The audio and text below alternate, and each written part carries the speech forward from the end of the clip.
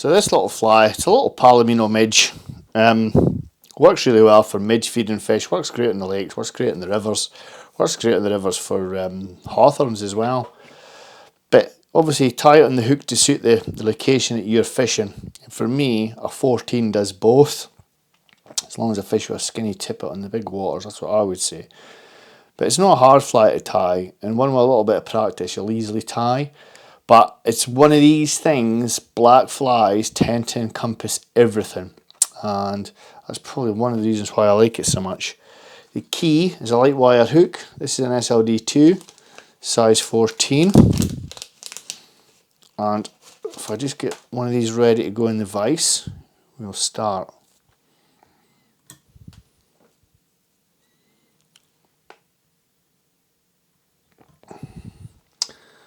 So I've got a nice thin UTC black tying thread. Stephen, come in. This has got to be my working area for a little while. I've got this stuff.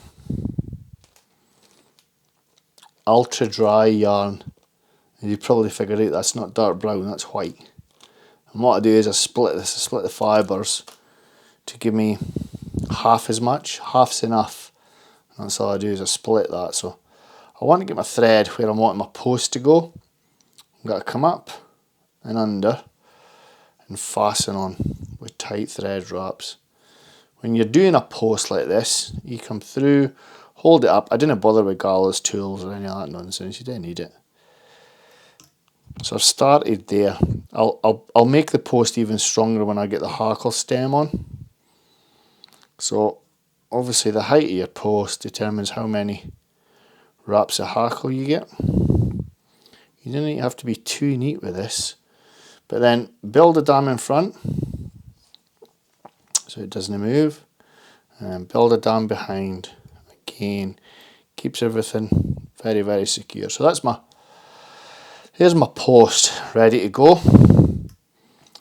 I've got this micro chenille in black, really small, and what I do is you take a little bit of heat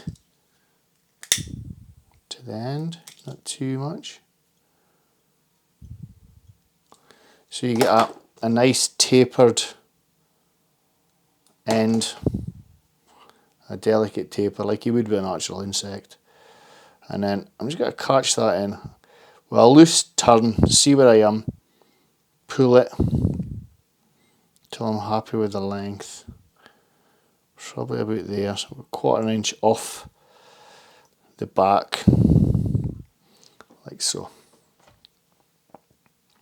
In my scissors, and snip that off. These fibres tend to really get in the way, but we'll see how we get on. I've then got a solderini. This is a 51, it's jet black. And what I'll do is I'll come up and down the body. Just get a wee pinch of this stuff. I'll come up and down the body back to my tying in point. So that nice wee thin dubbing rope. Keeping this nice and slim. Up through the thorax area, back down, just a little bit thicker, and then into my tying in point. Like that. I've then got a genetic cock feather, black, size to suit the fly. So I'm having a wee look here. So that's going to be about my tying in point. And what I do is I tie in, and then I bring my feather up.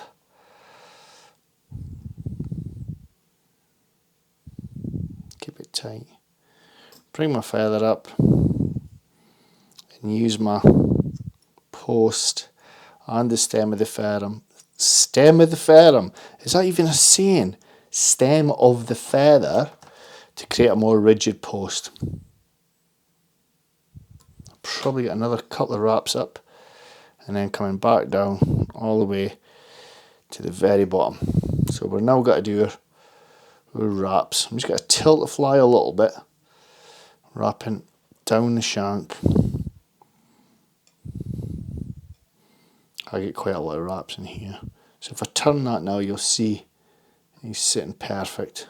Because my thread's there, I just come in, 2, I'll do it so you can see, 3, without trapping any feathers, 4 wraps. That's plenty. Pull your hackle back, come through your thin dubbing, and get a tying off point at the head. Move everything out the way when you're tying this. Like so. And then just in with your scissors. Make sure that none of your hackle, which this isn't, none of it's sitting below. And that's pretty much him. All I do is, I come in at an angle, say 45 degrees there, to finish the fly off. Now you can, if you want, stick a little bit of varnish on there, however, I didn't bother. And that's my little black Palomino Midge. I say my little black, there's a billion Palomino Midges. This is just a black Palomino Midge, but one that works really well for me. And this ultra dry yarn really makes a difference, I think. So there you go. Try it. Single dry on the rivers, single dry on the lakes. Don't be fishing, this is part of a team. This is a single fly, and because it's a parish like that, it will spin. I tend to fish loop to looped hinge leaders when I'm fishing this fly. I tend to fish it a lot when I'm fishing dries, but there you go. Hope you enjoyed that, folks. If you did, please be kind enough to subscribe. Plenty more fly tying and fly fishing on the channel. Take care. Bye bye.